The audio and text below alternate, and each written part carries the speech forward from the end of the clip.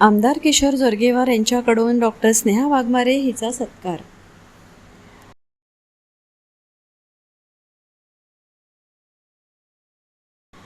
अत्यंत प्रतिकूल परिस्थितीतून संघर्ष करत वैद्यकीय शिक्षण पूर्ण करून डॉक्टर बनलेल्या स्नेहा वाघमारे हिची प्रेरणादायी यशोगाथा समोर आल्यानंतर आमदार किशोर जोरगेवार यांनी तिची भेट घेऊन अभिनंदन केले. तसेच तिच्या जिद्दी चिकाटी आणि कष्टांचे कौतुक करत पुढील वाटचालीसाठी शुभेच्छा दिल्या.